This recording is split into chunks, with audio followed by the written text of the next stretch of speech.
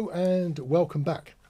Now today we are not using this microphone to record this saxophone so we can hear what this mic sounds like. That's, to be honest, a bit irrelevant, and it's an Audio Technica.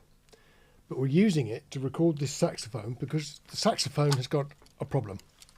Now, it's branded Virtuosi. I've had it for over 20 years. When I bought it, it was a student model, you know, the sort of saxophone that you would buy if you weren't sure that you're either going to be any good or maybe you'd give up.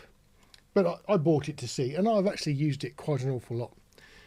Now, it's fair to point out that I'm not really a saxophonist. It's not, you know, I'm a bass player, but I can play it okay. And what I tend to do for my music is if I've got to have synthesized cellos or synthesized saxophones or things like that, I like to mix in at least one real one if I can, because I think the results are more authentic if you've got at least one real instrument in. So I've never yet found any samples or synths that can actually play a melody line on a saxophone. They just don't seem very good as a solo instrument. They're pretty good in ensembles and things, and like if you're doing big band music, most of the saxophone and brass presets that you get in samplers can do a pretty sort of convincing job. But if you want to play a tune, saxophones are really, really difficult. So I tend to use them like that. For people who follow my channel, you'll know that I'm clumsy and I don't really bother too much sometimes.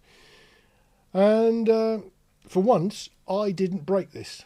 One of my clients did. It's probably my fault because I just left it sitting on top of here.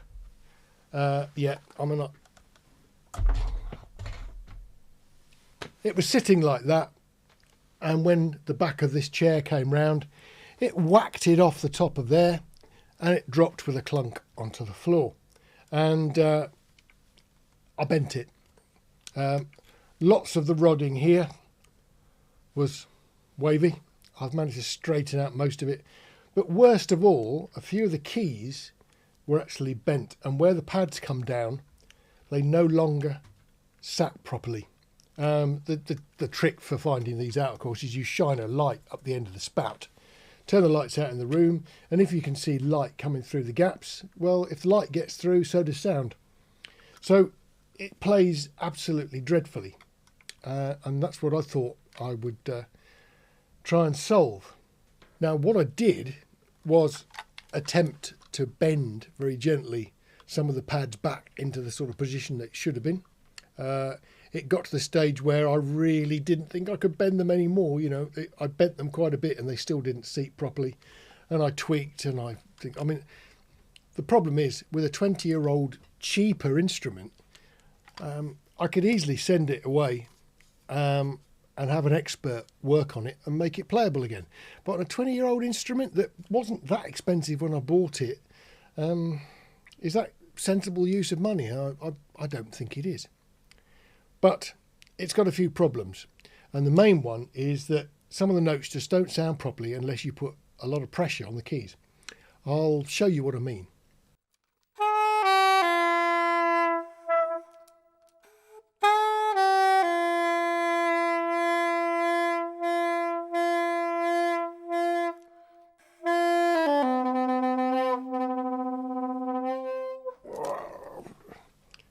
It's pretty rotten. Same up top.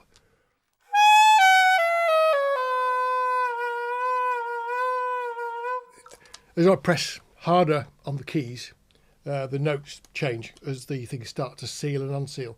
And while I can compensate for a little bit of it, it makes playing it a real pain.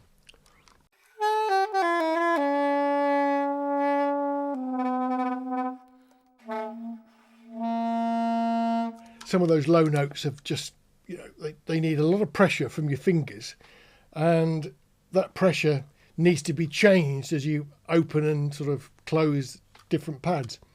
So it makes it very difficult. And that button there, when you actually press that, it's a bit wobbly. And part of the deal on that one is that note there should also close, and of course it doesn't. So when you actually try and do some of the fingerings, they actually just don't work. The rod work there is almost straight, but it's not right, and so that affects bits down there.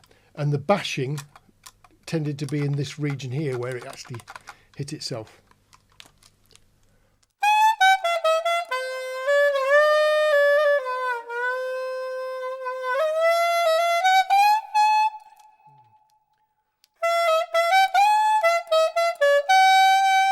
Some notes are okay, some notes are just horrible. So I figured that this was not really up to it anymore. So I figured, God, it's going to cost a fortune to get a new one. But it didn't. Let me show you something. I've got this thing. And the label on it says Yanagisawa. And it's got a model number. And it says it's a W037. And it says it's made of silver. It actually says solid silver.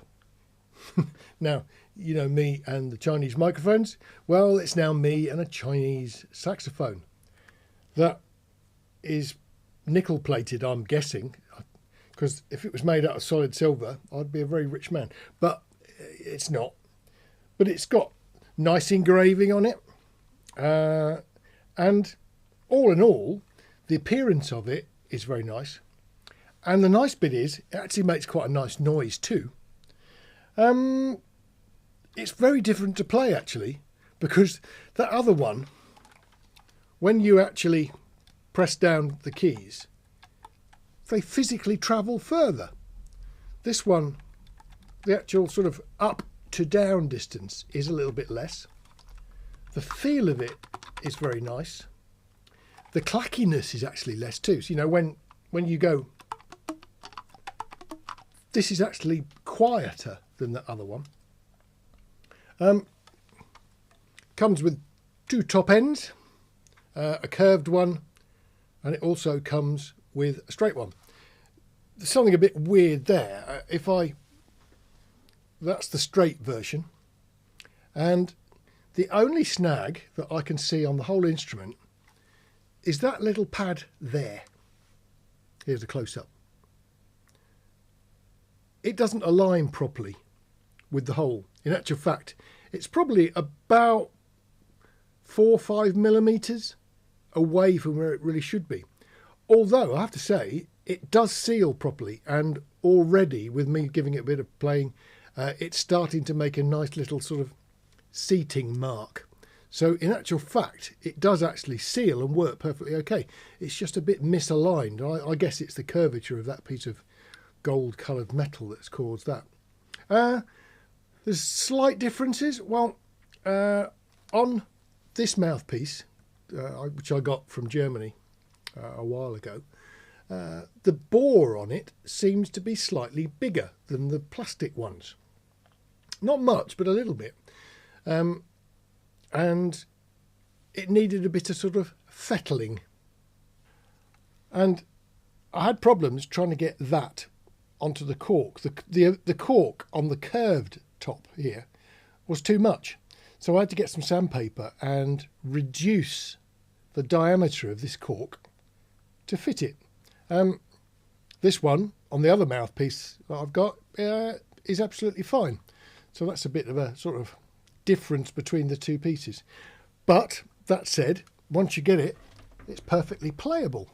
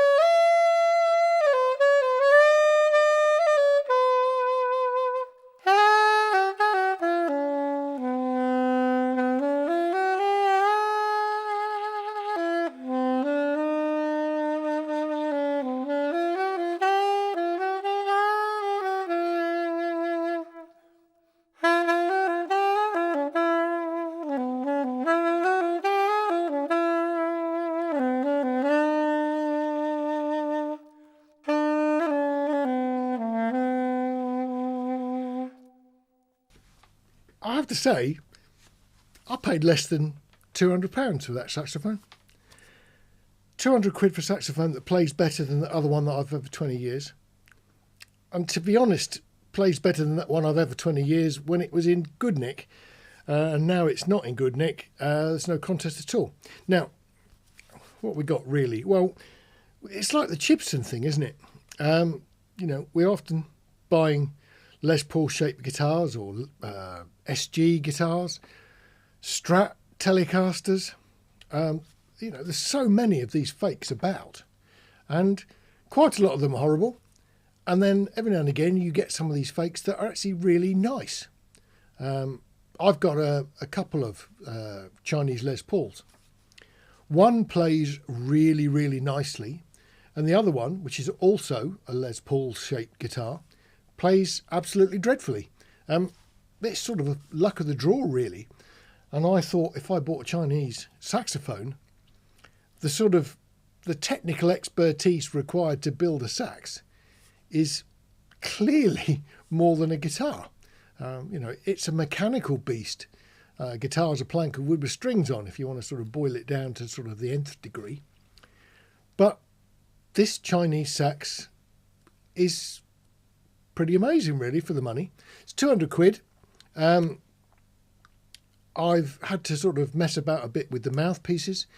The one that came with it, incidentally, had got Rico written on it. So this is the one that came with it. I thought it might say Yanagisawa, but it didn't.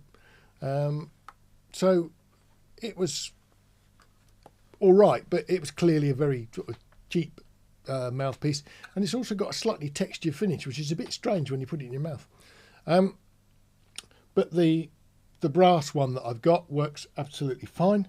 I've tried it with that one, which is sort of, you know, supposed to be a bit more round. Again, I don't know when I bought that, probably 5 or 6 years ago, and it was fine on the other sax, so it's nothing wrong with it at all. But I've tried 1, 2, 3, 4 mouthpieces. This is happy with most of them, bar the very cheap one that it came with, which you really need to change if you buy one of these.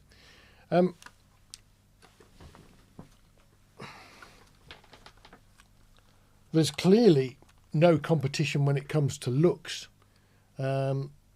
The sort of silver and the gold finish versus just the plain gold colour.